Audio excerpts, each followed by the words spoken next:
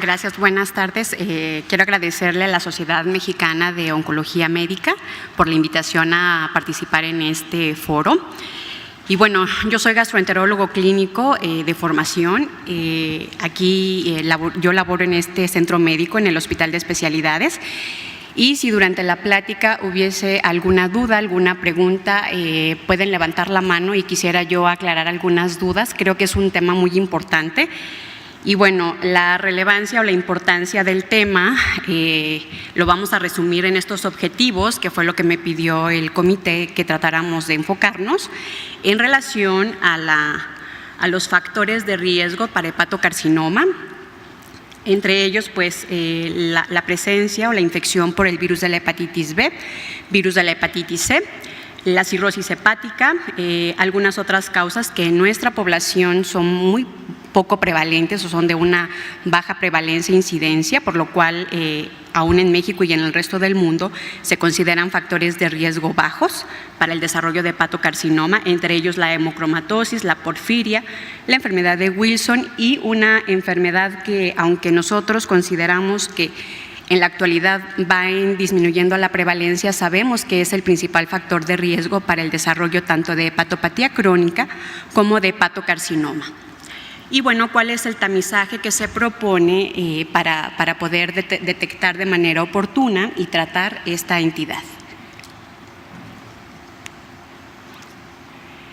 ¿Cuál es la importancia del hepatocarcinoma en nuestra población? Sabemos que la incidencia de hepatocarcinoma en el mundo, y México no es la excepción, va en incremento.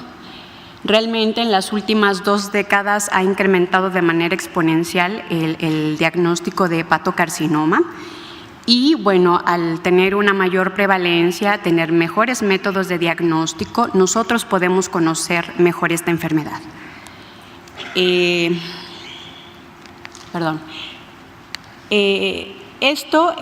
¿Por qué la relevancia? Porque sabemos que es la quinta neoplasia más frecuente en el mundo.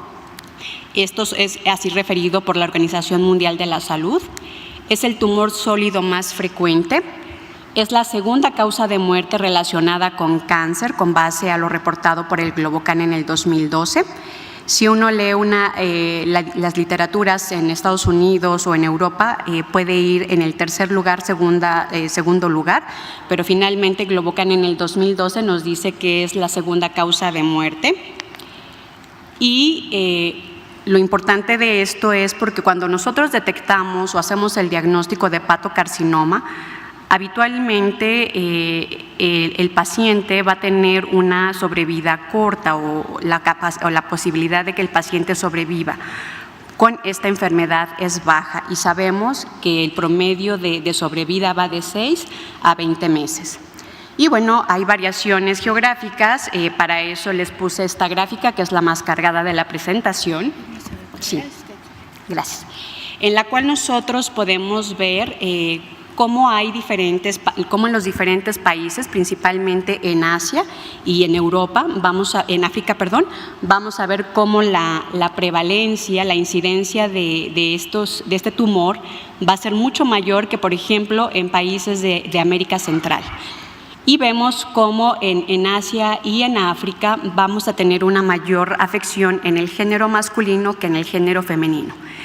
En población americana vemos que la relación hombre-mujer tiende a equipararse, más o menos una relación 1 a 1. Y bueno, en otros países donde tiende a disminuir esta prevalencia. ¿Qué es lo que sabemos en México? Es un tumor que va a afectar por igual y por un número igual a hombres que a mujeres. Habitualmente va a afectar a sujetos en la 6ª década de la vida. Prácticamente va a estar relacionada a cirrosis hepática o a enfermedades, lo que nosotros consideramos hepatopatías crónicas, frecuentemente, o la enfermedad asociada o relacionada a hepatitis crónica va a ser el virus de la hepatitis C en México. Y bueno, en algunos estudios que se han realizado, en México, por ejemplo, este estudio se hizo en el Hospital General de México, donde revisaron todas las autopsias, prácticamente se incluyó población general, vieron que de 0.5 a 1.2% de la población tenía este tumor, tenía un hepatocarcinoma. De tal manera que va a tener una incidencia del 1.4% de todas las neoplasias malignas. Esto es de lo que conocemos en México. ¿Y qué es lo que nosotros tenemos referido aquí en el Hospital de Especialidades, que es un hospital de referencia, es un hospital de tercer nivel, donde tenemos nuestra población de pacientes va a ser principalmente por hepatopatías? Digamos que tenemos una concentración alta de pacientes hepatópatas, y nosotros aquí vimos, vimos que va a ser predominante la afección en mujeres y mujeres mayores de 50 años.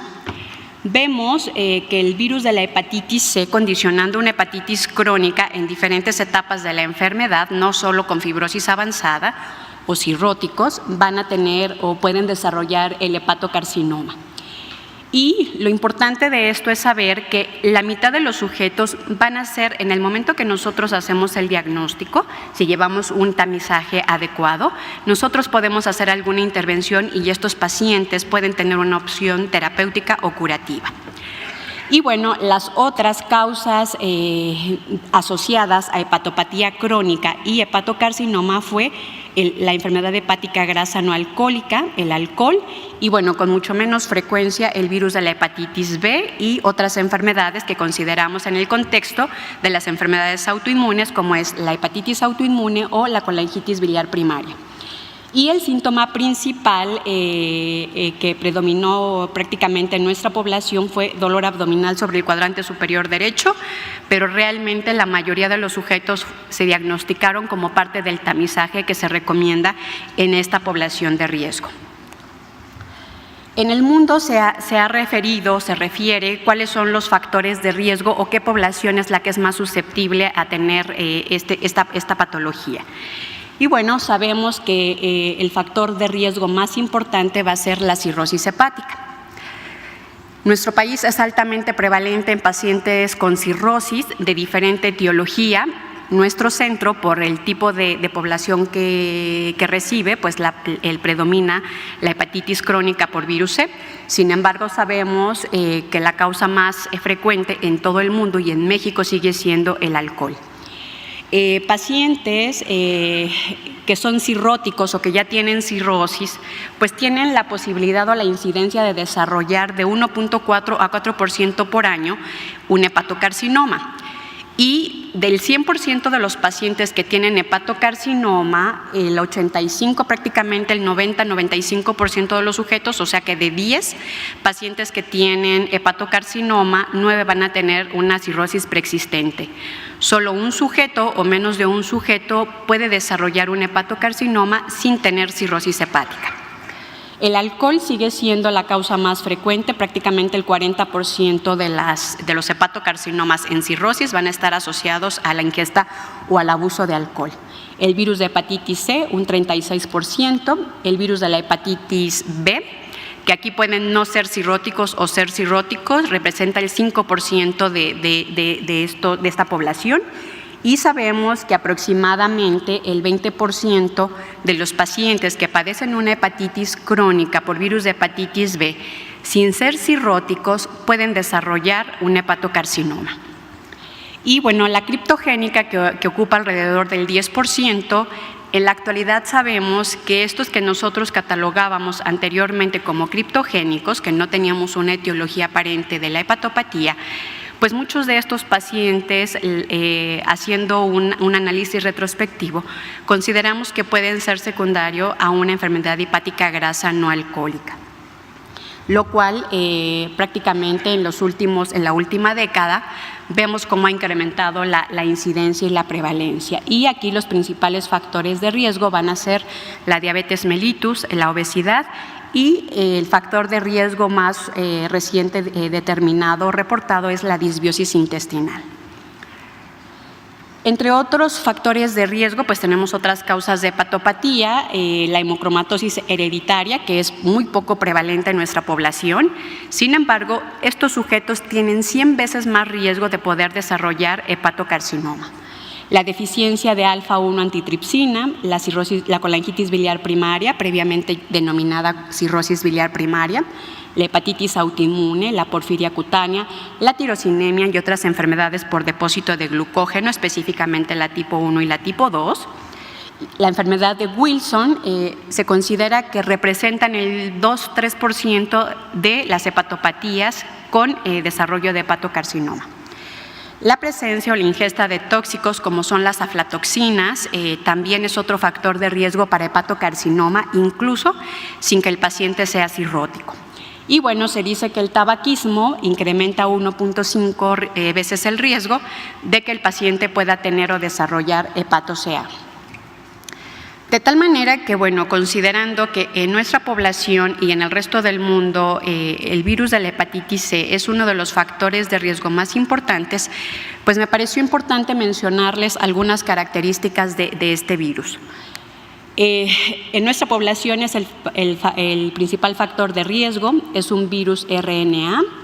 Se conocen bien 6 genotipos, se dice que puede haber más. Los que predominan es del 1 al 3 y en nuestra población predomina el 1A y 1B. El tratamiento, si nosotros damos tratamiento a un sujeto que tiene hepatitis crónica por virus C, no cirrótico o cirrótico y que llega a tener una respuesta al tratamiento y que nosotros definimos como una respuesta viral sostenida, que después de 6 meses de haber recibido tratamiento el paciente se mantiene con una carga negativa, pues ese paciente tiene menor riesgo de desarrollar hepatocarcinoma. No existe vacuna, de tal manera que, bueno, es importante para nosotros conocer cuáles son los factores de riesgo. Se dice que en el mundo entre 170 y 200 millones de la población o de personas son portadores del virus. En México, aproximadamente 1 millón de personas o de habitantes o de mexicanos son portadores de este virus. Realmente es una cifra muy grande. ¿Cuáles son las vías de transmisión? Pues el más importante, el factor de riesgo más importante, las transfusiones. Todos aquellos sujetos que se transfundieron antes de 1994 tienen un alto riesgo de ser portadores o de padecer una hepatitis crónica por virus C. El uso de drogas intravenosas, idiopática, realmente digamos que del 10 al 50% va a depender la literatura que leamos. No vamos a poder identificar un factor de riesgo por el cual el sujeto tiene virus de hepatitis C. Aquí hemos tenido algunas familias que el único antecedente que han tenido es que en la casa la abuelita o el papá los inyectaba con la misma jeringa que eran de cristal y que se desinfectaban o se esterilizaban a través del fuego o con el vapor. Y bueno, finalmente son factores de riesgo el uso de jeringas, ¿no? El uso de drogas intravenosas y la transmisión sexual realmente es muy rara. Una vez que nosotros estamos en contacto con el virus, vamos a hacer la presencia del anticuerpo. No todas las personas que tienen el anticuerpo contra el virus de la hepatitis C van a tener la enfermedad activa. Sin embargo, si nosotros conocemos la historia natural de la enfermedad, cuando nosotros nos infectamos, podemos desarrollar un cuadro agudo aproximadamente de un 25 a 45% de los sujetos, de los cuales la posibilidad de que estos sujetos puedan cronificar es muy alta, prácticamente del 80%. De tal manera que si alguien tiene un anticuerpo, pues tiene una alta posibilidad de que tenga una hepatitis crónica C. Pero ¿cómo lo podemos saber? Haciendo solamente una carga viral para virus de hepatitis C. No hay otra forma en la que nosotros podamos decir de manera certera que ese sujeto tiene una hepatitis crónica C. Y bueno, de estos, el 20 al 30% van a desarrollar cirrosis. Prácticamente el periodo en el cual del contagio, de la contaminación a que desarrollamos la cirrosis va a ir en un periodo de 10 a 30 años, lo cual va a depender de los otros factores o de las otras comorbilidades. Y bueno, la posibilidad de que puedan desarrollar hepatocarcinoma es del 5 al 10%. A nivel hospitalario, los pacientes nefrópatas que son sometidos a hemodiálisis, y se dice que también diálisis peritoneal, es la principal fuente de contacto en la actualidad dentro del paciente hospitalizado. El virus de la hepatitis B es otro virus que, como dijera nuestra maestra, la doctora Margarita Dehesa, es un virus muy mañoso. Y algo importante y que espero que por lo menos los que estamos aquí presentes, que veo mucha gente joven, nos llevemos en la mente es que aquel sujeto que no está vacunado se tiene que vacunar porque es una enfermedad que puede ser prevenible. Este virus es un virus DNA de doble cadena circular, de tal manera que cuando nosotros nos infectamos con el virus, aunque nuestro cuerpo lo puede depurar y podemos hacer la seroconversión, el DNA se queda grabado, se queda tatuado en nuestro cuerpo, en nuestras células, de tal manera que si nosotros podemos prevenir el infectarnos con la vacuna, pues hay que hacerlo. Se conocen 8 genotipos. En México la prevalencia de infección por virus de hepatitis B es baja. Sin embargo, finalmente sigue siendo una enfermedad que está presente a pesar de que es prevenible. Y bueno, aquí desconocemos la prevalencia de los genotipos. Todos aquellos sujetos que tienen o que son portadores del antígeno de superficie contra el virus de la hepatitis B o que tienen el antígeno E contra el virus de la hepatitis B, son sujetos que son contagiables o que van a transmitir la enfermedad.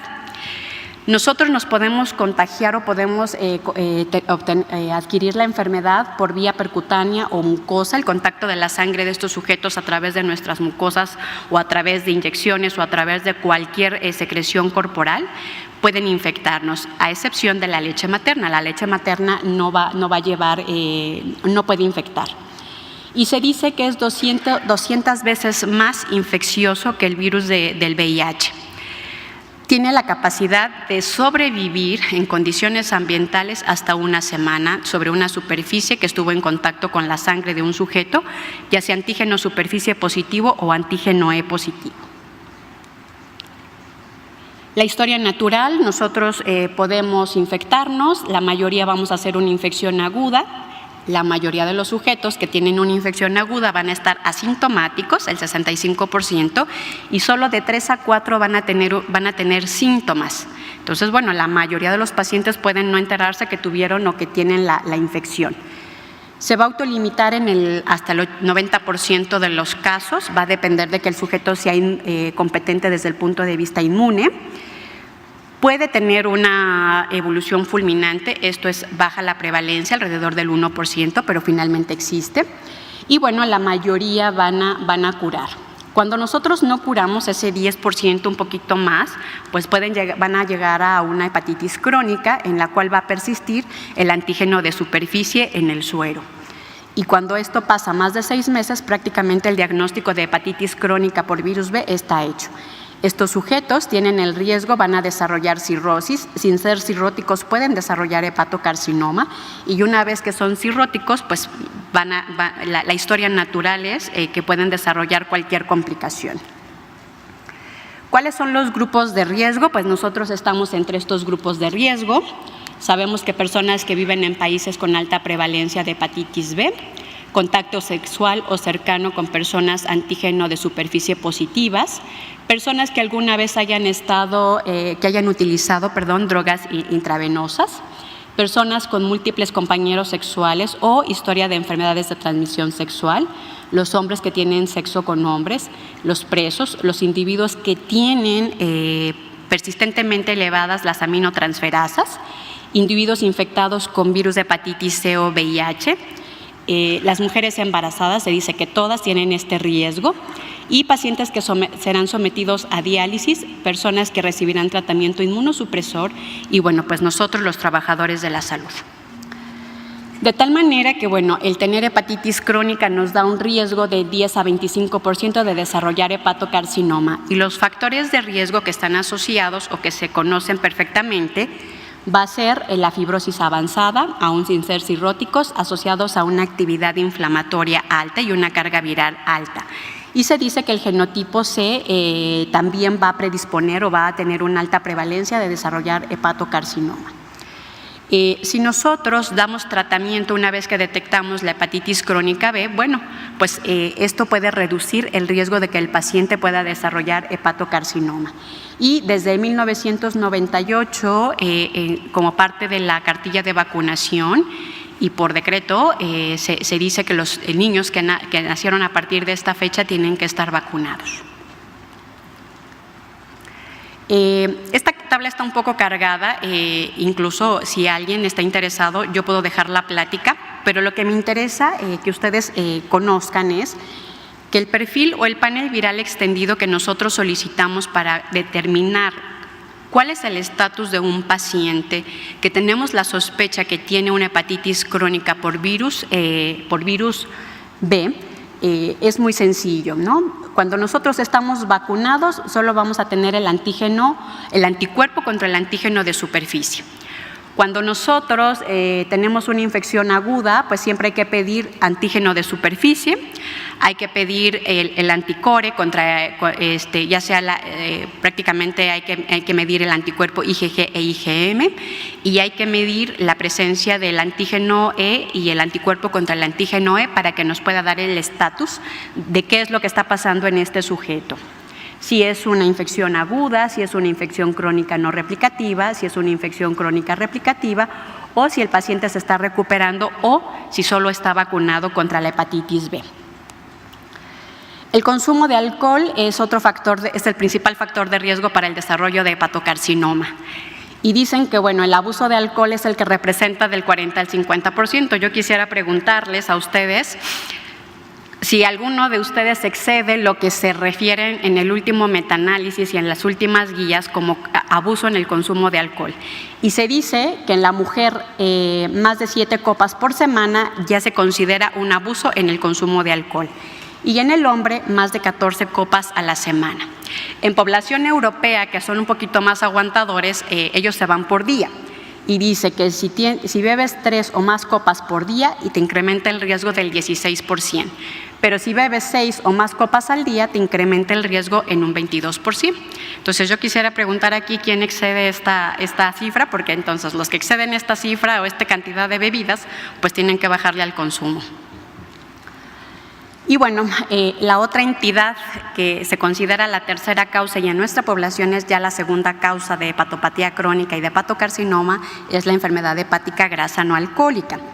El 30% de los hepatocarcinomas son atribuidos a esta enfermedad. La diabetes, la hipertrigliceridemia, la hiperinsulinemia son los principales factores de riesgo. La diabetes mellitus per se es un factor independiente para el desarrollo de hepato-CA. Aunque no tengamos enfermedad hepática grasa, aunque no tengamos alguna otra hepatopatía, se considera un factor independiente de riesgo. La obesidad, la hiperinsulinemia y el nuevo factor de riesgo asociado es la disbiosis intestinal. Todo esto nos incrementa el riesgo de tener hepatocarcinoma. La historia natural se dice que aproximadamente del 8 al 10% y hay algunas poblaciones en las que nos dicen que hasta un 30% de la población general va a tener esteatosis microvesicular que no traduce o que no nos está condicionando inflamación, ¿sí? De estos sujetos que tienen esta esteatosis microvesicular simple o que no está causando propiamente inflamación, aproximadamente del 25 al 35% van a desarrollar una esteatohepatitis. Y de estos, el 9 al 20% van a evolucionar a cirrosis.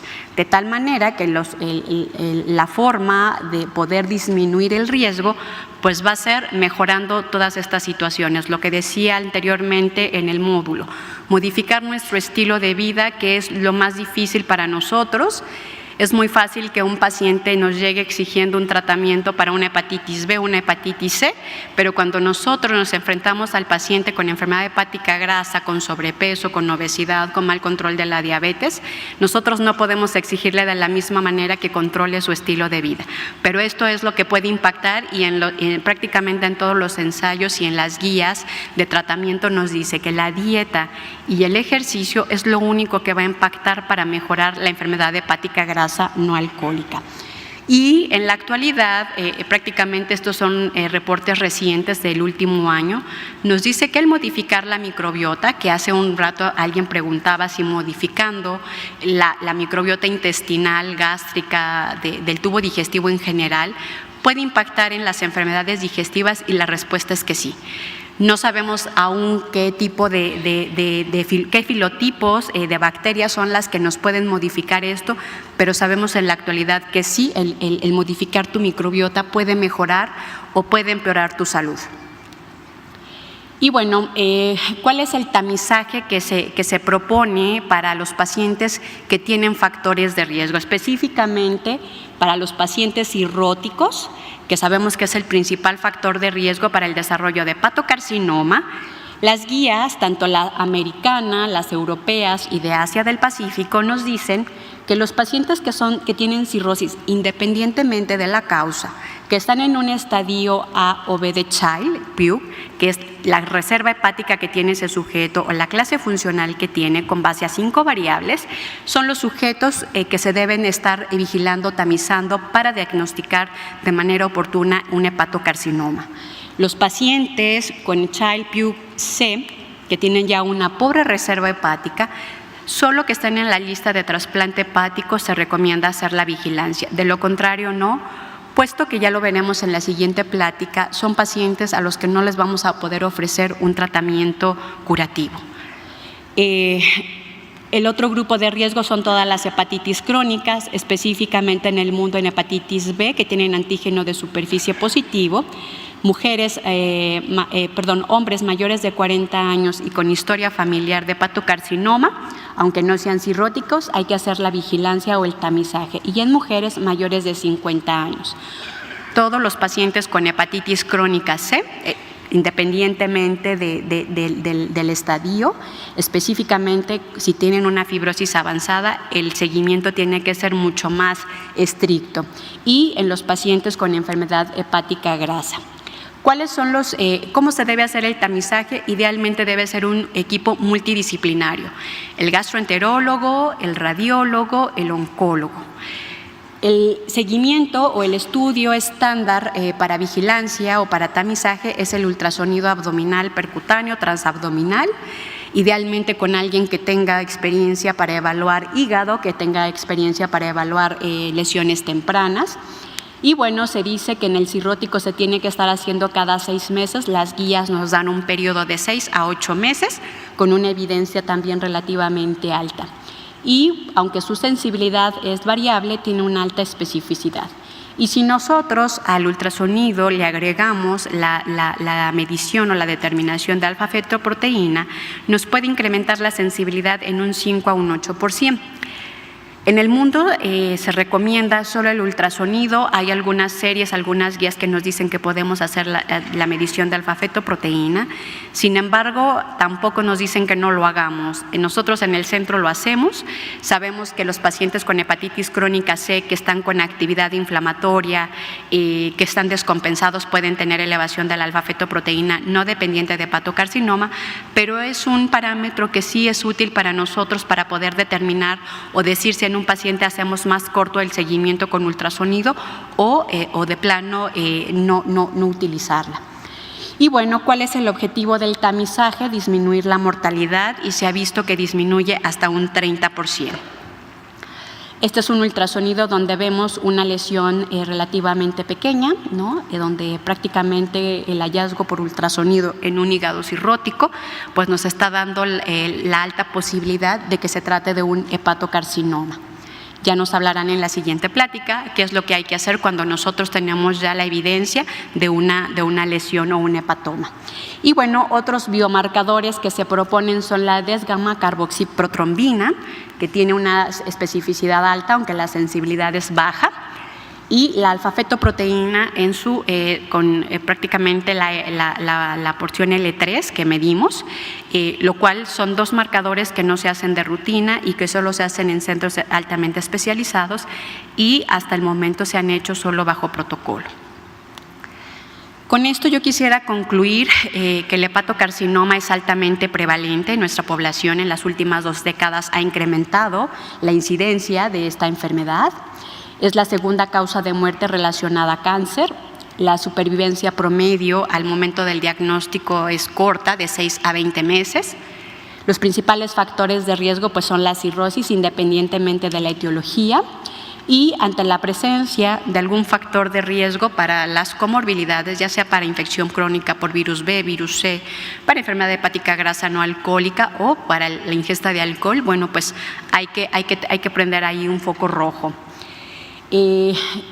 En cirrosis siempre se debe hacer el tamizaje, ¿no? Obviamente, pues basándonos en la clase funcional, cada 6 meses con ultrasonido, y es una enfermedad que definitivamente se puede prevenir, identificando los factores de riesgo, tratando de manera oportuna, y aquel sujeto pues que ya desarrolló la complicación, en este caso el hepatocarcinoma, pues tratar de poderle ofrecer lo que esté en nuestros medios para mejorar la sobrevida. Muchas gracias.